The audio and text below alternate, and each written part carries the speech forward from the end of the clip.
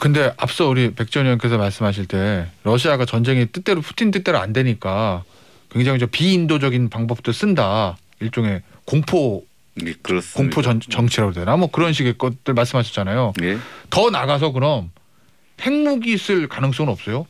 핵무기 뭐 운용 부대 점검하라고 지시했다는 보도도 있었고 유엔 사무총장도 핵무기 사용 우려를 언급했다고 그래가지고 걱정도 되는데. 우리 청취자들이 잘 아시겠지만 인류 역사에서 핵무기를 단 한 번 썼지 않습니까? 2차 세계대전을 종전시키는 과정에서 미국이 일본에 대해서 두 도시에 대해서 사용했는데 그동안 이 핵무기를 사용하는 상황이 제가 볼 때는 이성적인 판단에 의해서는 사용이 굉장히 제한된다고 봅니다. 그 가장 지금 걱정스러운 부분이 푸틴이 1952년생이에요. 그래서 네. 이제 지금 푸틴이 지금 뭐 거의 20년 이상 러시아를 완전히 황제 짜르처럼 지배하고 있는데 푸틴이 비이성적인 결정을 할 때 문제가 생길 수 있어요. 그래서 푸틴이 지금 여러 가지 이 상황에서 내놓는 멘트들이 지금 경제 제재하는 유럽 국가들에 대해서 전쟁 선포로 간주하겠다고 했어요. 그리고 지금 여기서 전쟁하는데 일본에 대해서 일본이 제재를 하니까 쿠릴 열도에 대해서 자기 영토 권한을 확대하는 조치를 취했어요. 전쟁 중에도. 일본에 대해서 그렇게 압박을 하고 또 이 많은 것들 중에서 이제 푸틴이 비이성적인 결정을 해서 지금 화학무기라는 대량살상 무기 또 핵무기까지 만지작거린다면 이거는 차원이 다른 하나의 문제가 생겨요. 그래서 이 부분은 만약에 푸틴이 그런 이성적 의사결정이 이루어진다면 정말 인류 역사에 비극이 옵니다. 이걸 막기 전에 우리 김종대 의원이 이야기했지만 이 전쟁의 고통은 전부 고스란히 우크라이나 국민들이 감당하고 있거든요. 그래서 지금 뭐 다행히 켈렌스키 대통령과 또 푸틴의 뭐 평화회담도 지금 준비되고 있는데 조속히 종전을 해야 되겠죠. 그런 종전 협상을 우리가 국제사회에 좀 촉구하는 방향으로 가야 된다고 생각합니다. 제 생각엔 말입니다. 푸틴의 어떤 다음에 그 이제 위상과 차원을 달리하는 제2의 전쟁이 준비되어 있다고 저는 보는데요. 앞으로 푸틴이 그 서구 사회에 갖고 있는 절대적 강점은 미국의 10배가 넘는 2,000기에 달하는 전술 핵무기. 이것에 대해서 이제 전진 배치를 할 가능성이 좀 있다고 보여지고 그다음에 그 미국의 반위성 작전 그러니까 미국의 위성을 전자전 공격을 한다든지 위성 무력화 이런 부분에 대한 어떤 저 행동이 나올 가능성이 높고 세 번째는 해커 그 전자전으로 해가지고 어떤 사회 기반에 침투해서 각종 어떤 금융, 에너지, 교통, 물류 이런 것들을 하는데 이미 사보타지로 미국 대선에 2016년에 개입해가지고 사실 트럼프 당선의 배후는 러시아입니다. 그러니까 이런 부분에 있어가지고 상대방의 어떤 여론에 개입하는 이런 어떤 하이브리드 전쟁으로 판을 바꿀 가능성도 다소 있어 보인다. 꼭 재래식 선멸전만의 전쟁이 아닌 거거든요. 그런 면에서는 우크라이나 전선이 교착되면 교착될수록 다른 전선을 찾을 가능성이 높기 때문에 이런 부분에 대한 어떤 입체적인 대비 아마 미국이 몇 번 당해봤기 때문에 좀 잘 알고 있을 것 같아요. 김태현의 정치쇼. 김태현의 정치쇼 화요일 4부 드디어 특별 코너를 한 번 더 꾸렸습니다. 저희가 원고에는 스브스 국방이 돼 있는데 국방이 안 합니다. 스브스 NSC 국가안전보장회의. 좋은 걸로 합니다. 저희는. 이 정의당의 김종대 전 의원하고 국민의힘 백순주 전 의원 모셨는데요. 지난번에 스브스 NSC 1차로 했을 때 난리가 났어요. 이 우크라이나 사태를 두 분이 워낙 또 분석을 잘해주셔가지고 저희 청취자들분들의 여러 같은 성원 조회수 많이 나왔습니다. 특히 우리 김종대 전 의원의 이 신박한 삼국지 비유. 아마 제 기억에 바이든이 조조고 시진핑이 송건이고 그 푸틴이 유비였어요. 그러니까 조 바이든 조조 같은 조씨잖아요. 그러네요. 그러니까 조씨들끼리 이렇게 비슷하다 이거죠. 근데 푸틴이 유비는 너무 좋은 평가 같기도 하고. 아니 그런데 덕은 없어 보이던데. 이게 선악의 논리로 보지 마시고 힘의 논리로 보시면 그렇게 그런 점을 조금 염려했는데 역시 그걸 지적해 주시네. 그래서 저희가 여러 같은 성원으로 다시 한번 요 코너를 꾸며봤는데요. 일단은 우크라이나하고 러시아 요 전쟁 이야기하기 전에 윤석열 당선인의 외교안보 행보에 대해서 두 분이 워낙 또 외교안보 전문가시니까 하나 한 번씩 여쭤볼게요. 먼저 백승주 전 의원부터 제가 질문을 좀 드리면 윤석열 당선인이 이제 바이든 대통령하고 처음 통화를 했고, 근데 뭐 기사 보니까 굉장히 뭐 당선 확정되지 4시간 만에 우리 시간 새벽, 미국 시간 저녁에 거기다 보안회선도 아니고 김성한 전 차관 휴대전화 빌려가지고 급하게 통화를 했다. 뭐 그리고 뭐 저 중국 대사 와가지고는 시진핑 주석의 친서 받았는데 거기 뭐 시진핑 주석 초심을 잃지 말아라. 뭐 이런 얘기 있었다고 하는데 일단 당선되고 요 초기에 외교 안보에 대한 행보에 대한 평가는요? 미국 대통령이 한국 대통령 선거 결과를 초조하게 지켜보다가 4시간 5시간만 직접 전화를 요청했다 이렇게 제가 알고 있습니다. 그래서 요청을 했는 건 굉장히 의미 있는 일이고 네. 그만큼 한미 관계에 대해서 미국이 신경 썼던 부분, 대통령 선거 결과를 기다렸던 부분이 있고요. 어쨌든 그 이후에 또 기시다 일본 총리하고 통화를 했고 싱하이밍 중국 대사를 통해서 시진핑이 축하 메시지를 보냈죠. 저는 이렇게 봅니다. 이 그 선거 유세 기간 동안 내내 한미 그 협력을 강조했고 또 일본과의 또 안보 협력의 필요성을 언급했기 때문에 그러한 기조를 유지해서 한국과 미국과 일본의 안보 협력의 어떤 스탠스 이 부분을 확인시켜 주었던 행보였다 보고요. 그중에 중국은 조금 윤석열 당선에 대해서 좀 걱정을 좀 많이 했죠. 중국에 대해서 여러 가지의 어떤 좀 중국에서 그 굉장히 공세적인 이런 대선 기간 동안 했는데 그 중국이 사실상 좀 걱정하는 부분이 있었어요. 저 중국 관계 네. 중국은 그런데 그러나 뭐 어쨌든 바로 시진핑 주석이 대사를 보내서 잘 지내고 싶다 이런 메시지를 전했는데 그 한미일 안보 협력을 하면서 중국의 걱정과 우려를 좀 불식시켜 줘서 한국과 중국 간의 전략적 협력 관계도 잘 유지하겠다는 이런 메시지를 당선 이후에 외교안보에 이렇게 드러냈다 이렇게 볼 수 있습니다. 확인시킨 거죠. 예. 근데 그 저기 그 중국 대사가 갖고 온 이제 친서에 그 한중 수교의 초심을 잊지 말자고 했는데 이제 이 부분에 대한 해석에는 조금 논란이 있는 것 같아요. 자꾸 그 미국하고 일본하고 이렇게 한 팀이 원팀이 되지 말고 한중 관계에 초심을 잃지 말고 너무 가까이 가지 마라. 이렇게 해석도 되는 건데 뭐 어쨌든 해석은 자유입니다. 그런데 원래 중국식 표현이 풍부한 해석의 여지를 남기는 거 아닙니까? 이런 식으로 해서 딱히 분석적이고 단정적으로 얘기를 안 해요. 이 사람들은. 그래서 이런 부분에 있어 가지고 매우 지정학적으로 그 비상한 관심이 주변에서 쏟아지고 있다는 거. 이제는 주변에서 어떻게 그 대통령의 외교 안보를 할 거냐고 묻고 있는 거거든요. 그래서 이번에 인수위 준비를 잘해서 제대로 응답하고 그 대처할 준비를 하는 게 얼마나 중요한가 하는 게 오히려 일깨워졌지 않았느냐 이런 생각도 듭니다. 대선 기간 중에도 제가 개인적으로 친분이 있어서 중국 싱하이밍 대사를 2차례 정도 이렇게 개인적으로 말씀을 나눌 기회가 있었는데요. 사실 좀 한중 관계에 대해서 새 정부가 들어섰을 때 조금 이제 걱정하는 이 부분인데 이건 새로운 국면이 지금 미국과 중국과의 갈등이 너무 심각해지잖아요. 이제 그 심각해진 상황에서 한국의 입장 이런 부분들에 대해서 굉장히 걱정하는 이런 부분도 좀 있었어요. 그러나 이번에 시진핑 주석이 바로 싱하이밍 대사를 보내서 축하 메시지를 지내고 원래가 한국과 중국 수교 30주년이 되는 해예요. 그 의미를 되새기자는 거기 때문에 한중 수교 의미를 강조하고 또 잘 지내자는 얘기니까 좋게 해석을 하는 게 좋을 것 같아요. 네, 그렇습니다. 예, 원래 그렇게 보는 게 좋습니다. 제가 외교안보 하나도 모르는 외린이라고 그래야 되나? 외안린? 외린이? 예, 외교안보 어린이로서 그냥 진짜 궁금한 거는 미국 말씀하신 대로 미국하고 중국과의 다툼에 격화되는 거는 문재인 정부 때 이상으로 점점 더 갈등이 격화되잖아요. 네. 그러면은 어느 순간에는 야 미국이냐 중국이냐 노선을 똑바로 정해라는 질문을 양국에서 받으면 우리는 어떻게 해야 돼요? 그게 이제 국민의힘이 대선을 치르면서 이 주로 우리나라 이제 뭐 국민의힘뿐만이 아니라 우리나라 보수의 그 인식이 뭐냐면은 이제 선택의 시간, 결정의 순간이 왔다. 이런 이야기를 자주 하시고 동맹을 강화함으로써 이 지정학적인 어떤 그 변동에 대비하자. 이러다 보니까 지금까지 한국 외교는 농구할 때처럼 한 발은 고정시켜 놓고 나머지 한 발을 자유롭게 움직이면서 하지 않습니까? 그 고정된 발이 피봇이라고 해서 한미 동맹입니다.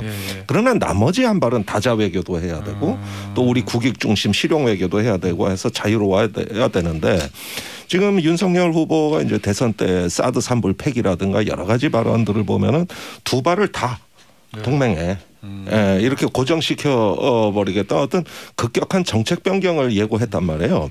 그런데 이것이 이제 홍콩이나 왜 황구시보 같이 중국의 그 본심을 그 대변하는 언론들에게서는 지금 상당히 어떤 그 불안 내지 우려로 나타나고 있어요.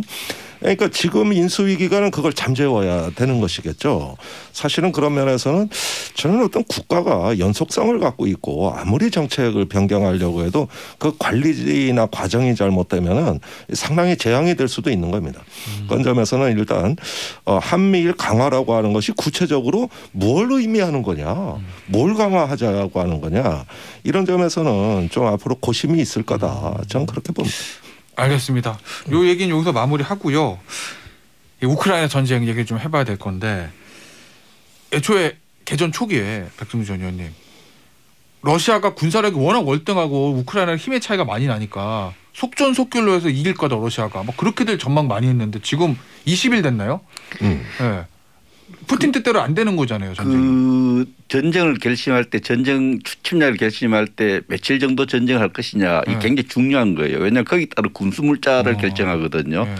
그 러시아가 한 5일 정도 만에 전쟁을 끝판낼 거다 이렇게 생각했던 것 같아요. 5일이요? 그래서 군수물자를 거기에 맞춰서 준비를 했다 그래요. 기름이라든지 식량이라든지 했는데 길어지니까 러시아가 굉장히 고전하고 있는데 그 전쟁을 계산하면서 계산하지 못한 러시아 푸틴이 생각하지 못했던 게 게렌스키라는 지도자입니다. 우크라이나 게렌스키 이 지도자가 빨리 다른 나라 도망가서 망명정부 정도 세울 줄 알았는데 아니 거기서 죽겠다고 사수 의지를 보이면서 결기를 보여줬죠.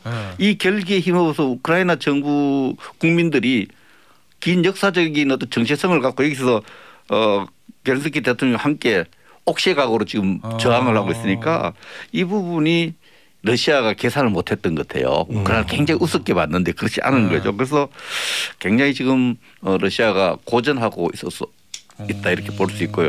최근에 그 유치원을 폭격, 사물 폭격 이런 부분을 보면은 빨리 전쟁 끝내고 싶은 러시아의 의지가 보여요. 이거는 그 가장 인류 역사의 가장 잔인한 정복 전쟁은 몽고군이었습니다. 한 성을 그냥 공성전투라 했고 다 섬멸시키고 첩첩이어서 다 굶겨주기다 하면은 다른 성들이 이걸 보고 좀 도망가버려 성을 비우고 갔어요. 그 작은 시를 하나 초토화시키는 거죠 러시아가. 초토화시키고 우크라이나 다른 도시들이 막 겁이 나서 도망가도록 하는 이런 전술까지 지금 나와 보이고 있는데 러시아가 지금 초조하고 빨리 전쟁을 끝내고 싶은데 잔인한 어떤 전술을 지금 동원하고 있는 그런 모습 좀 안타깝습니다. 그렇게 보이고 있습니다. 뜻대로 안 되니까 비인도적인 행위라 욕을 먹더라도 야만적인 방법으로라도 전쟁을 빨리 끝내고 싶은 그래서 화학무기, 핵무기까지 지금 이야기 나오고 있지 않습니까? 그렇구나. 근데요. 어제 이런 보도 있었잖아요. 김정은 의원님. 미국하고 중국 외교당국자들이 만났는데 거기서 미국이 중국한테 러시아 도와주지 마. 러시아가 무기 없다고 니들한테 무기 좀 달라고 그런 것 같은데 도와주면 알아서 해. 뭐 이렇게 얘기했다는 보도가 있었는데 중국과 러시아의 관계는 지금 어때요? 아니 그러니까 유엔 안보리에서 대러시아 제재 결의안이 그 중국의 반대로 통과가 안 됐잖아요. 이런 점에서 낮은 수준의 전략적 연대 틀은 유지가 되고 있는데 낮은 수준에. 그런데 중국이 직접적으로 교전의 어떤 지원 역할이나 어떤 간접적인 역할을 지금 못 하고 있어요. 철저하게 러시아를 고립시켜 버리고 중국도. 아니 그 미국이. 그래서 철저하게 고립시켜 버리고 어떤 여차하면 러시아를 실패 국가로 만들 수 있는 어떤 서구 사회의 그 단합된 힘을 보여주고 이렇게 되니까 중국에 주는 메시지가 상당했다고 봅니다. 결국은 중국도 이런 면에서 어떤 최소한 중립지대로 가줘야지 여기에 러시아하고 연대해가지고 이제 자칫해가지고 어떤 미국하고 전략적인 마찰을 겪을 경우에는 상당한 어떤 그 손실이 예상이 되거든요.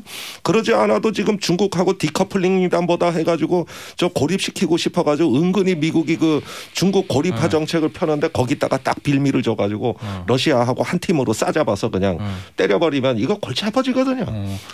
이렇게 서방 사회가 한꺼번에 잘 단결된 때가 한국전쟁 이후로 처음이에요. 한국전쟁 이후로. 한국전쟁 때문에 냉전이 시작된 거 아닙니까? 서방이 단결해 나토가 강화되고 일본과 서독이 재무장하고 이게 다 한국전쟁 때문인데 그때하고 비슷한 현상이 나타나고 있어요. 그러네요. 그러니까 러시아 우크라이나 전쟁이 결국은 저 서방 사회의 그 지리멸렬하던 나토를 단결시키고 이러는데 만약에 러시아를 성공적으로 고립하면 그 다음은 중국인데 이런 면에서는 중국은 회색지대가 있다. 예, 그래서 어떤 중립 내지 회색지대에서 그 어떤 전략적 계산을 할 것이다.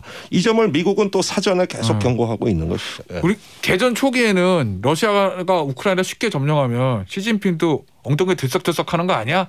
대만 한번 먹어볼까? 뭐 이런 움직임이 있지 않을까 그런 걱정됐는데 우려 있었죠. 처음에는요. 예. 전혀 반대로 된 거네요 지금은. 아니 그러니까 지금 러시아가 어떤 정치적 실패, 전략적인 실패를 계속 그 차곡차곡 쌓아가면서 전 세계가 이제 단결해가지고 민주주의 대 권위주의라는 선명한 대치선을 만들어 버렸단 말이에요. 이게 사실 중국에 유리하지가 않아요. 네, 그런 점에서는 오히려 그 성공적으로 러시아를 고립하고 압박하는 정책이 중국에도 상당한 메시지를 줬다. 전 동아시아의 경우에는 이것이 하나의 어떤 분쟁으로 전염될 가능성은 현재로서는 없고 이것이 자칫 뭐 글로벌한 3차 대전의 가능성을 일깨우는 단계로는 안 가는 것 같거든요. 그런 점에서는 조금 상황은 관리되고 억제되고 있다. 이 점은 분명히 말씀드리고 싶습니다. 근데 백승희 전 의원님, 미국이요 중국도 압박하고 경제 제재도 하고 뭐 다 하잖아요. 근데 무기 지원 안 한단 말이에요. 근데 기사 보니까 우크라이나에 직접적 무기 지원뿐만 아니라 보니까 이런 얘기 있던데 폴란드가 본인의 자질이 가지고 있던 미국기를 우크라이나에 주고 그럼 대신 폴란드가 미국한테 우리 미국이 우크라이나에 줬으니까 F-15 전투기 보내주세요. 근데 그것도 싫다고 그랬다는데. 예, 전투기 렌트하는 렌트가 제한된 거죠. 네. 전투기를 참 희한한 방식이죠. 주고 미국에 지금 제한이 있었는데 미국이 거절했다 이런 뉴스를 봅니다. 근데 이 미국의 이제 전략가들이 그 구사하는 전략을 보면은 러시아와 나토 국가 특히 미국이 군사적으로 직접 마찰하는 그런 확전은 막아야 되겠다. 그런 상황까지 가서는 안 되겠다. 확고한 결심을 가진 것. 이 부분은 바이든 대통령의 그 아프간 철수할 때 그 나타나요. 전쟁에 끼어들 20년 들어가 보니까 2조 달러 경비로서 도움이 안 되기 때문에 미국의 국가 전략으로 전쟁에 끼어드는 것을 조금 주저하고 신중한 부분이 확전을 막아야 되겠다는 생각을 가지고 있고 둘째는 지금 초기 전쟁 상황을 보니까 직접 안 들어가도 나토가 단결하고 국제 체제가 갖고 있는 여러 가지 군사 수단이 아닌 경제 수단으로 러시아를 압박하니까 이 압박을 통해서 러시아의 정치적 의도, 군사적 의도를 막을 수 있다는 자신감을 가진 거예요. 러시아가 약점이 있는 거예요. 자체 제조업이 굉장히 부실합니다. 자체 제조업. 그리고 원유 수출에만 의존하고 국제 의존도가 높아져 있는데 소비 생활 패턴이 이것을 막으니까 러시아의 전쟁 수행 능력이 막 굉장히 짧은 시간에 현격히 떨어지는 거예요. 오죽했으면 중국에다 군사 장비 빌려달라 하겠어요. 네. 중국에다가 러시아가 군사 장비 빌려달라 그러고 이제 우크라이나는 또 인접국가에 빌려달라는데 장비 대여업이 지금 나올 수 있는 그런 상황인데 하여튼 미국은 직접 군사적 대결을 피하면서 경제 제재, 국제 체제로서 러시아의 의도를 푸틴의 의도를 좌절시킬 수 있다는 자신감을 지금 얻고 있는 것 같습니다. 그런데 이게 지금 심각한 게 심각한 거예요. 그 굉장히 그 대량살상 소모전의 양상으로 지금 치닫고 있습니다. 이게 지금 출구가 없는 전쟁이에요. 문제는 말입니다. 극심한 고통이 따르고 인도주의적 위기를 안고 간다는 거거든요. 사실 미국이 러시아하고는 직접 교전을 안 합니다. 사실 냉전 시대 때 미소도 직접 충돌한 적은 없습니다. 항상 대리전이었어요. 그 강대국의 게임에 놀린 것이죠. 대리전쟁만 해요. 직접은 안 싸우고 자기네 영토에서도 안 싸웁니다. 다 남의 나라 가서 싸워요. 그러네. 그래서 그런 것들이 이제 대표적 희생자가 된 게 바로 우리나라 한반도였던 거 아닙니까? 이게 그랬다 보니까 더 비극적이에요. 저는 지금 그 러시아를 효과적으로 이렇게 압박하고 좌절시켰다는 어떤 서방 사회의 단결에 대해서는 높이 평가합니다만은 지금 이렇게 출구가 없는 교착 상태로 이게 언제 끝날지 어떤 식으로 해결이 될지 모르는 이런 상태로 장기화된다는 거 이러면서 어떤 극심한 고통을 지금 수반하고 있다는 데 대해서는 이제는 좀 다른 생각을 해야 될 것 같아요. 어떻게 출구를 마련하고 이 전쟁을 종결지을 것인가 이 문제도 같이 고민을 해야지. 지금 그 쌍방의 지금 피해를 보면은 우크라이나는 거의 한 도시가 괴멸되는 어떤 그 인도적 위기, 어떤 섬멸, 괴멸, 파멸의 어떤 그 위기에 놓여 있고, 러시아 역시 10만 명 남짓한 그 군인을 투입했는데 13,000명이 죽었다는 겁니다. 지금. 그러면은 이렇게 극심한 피해를 보고 물러나겠냐는 거예요. 그러니까 이런 상태에서 국제사회가 어떤 러시아를 압박 제재하면서 한편으로는 이 전쟁을 어떻게 종결짓고 새로운 질서를 만들 것인가에 대한 고민도 해야 되는 거거든요. 그러지 않으면 매일 죽어나갑니다. 이게. 지금 그 숫자가. 어떤 방법이 있어요? 푸틴이 물러설 것 같지도 않고. 아니 그러니까 어차피 그 우크라이나가 바로 나토에 가입할 수는 없습니다. 나토 헌장에 보면 교전 중인 국가는 못 받게 돼 있어요.